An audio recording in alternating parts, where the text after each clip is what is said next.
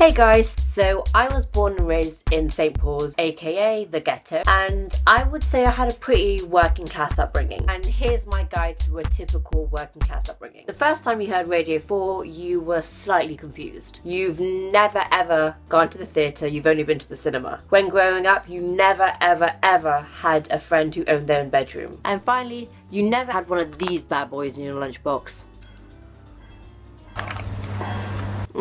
I can taste the privilege. As a working class Asian girl, this is what my lunch looked like. 2 pieces of white bread with a bit of curry in the middle. Okay, so maybe that list wasn't the official definition of a working class upbringing, but these are the small things that I started to notice when I was hanging out with middle class people.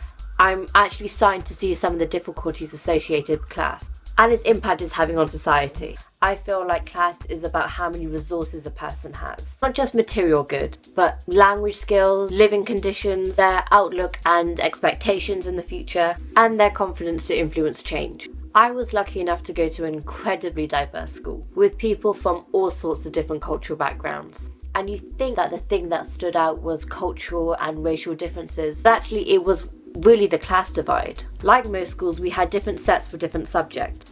And the higher your set was, the more intelligent you were considered. Yeah, I was in the lower set.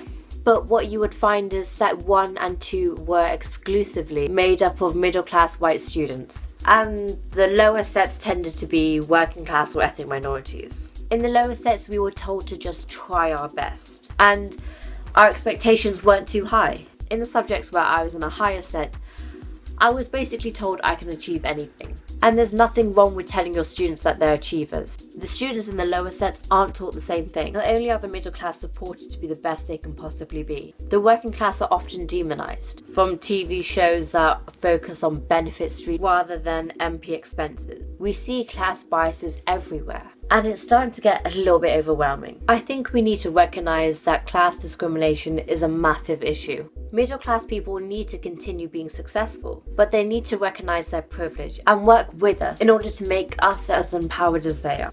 Yeah, sure, have your David Camerons, but where are the Malcolm X's, the Angela Davis? The education system needs to recognize that the way it's set up just reinforces a class system. We only ever study the history, literature and art of mainly upper class white men. And yeah, sure, they chuck a bit of Benjamin Zephaniah in there once in a while just to balance things out. I want to be successful but without selling myself out. And this can only happen if we work together and look past our social labels. Thank you so much for watching my video, and please comment with your opinions below.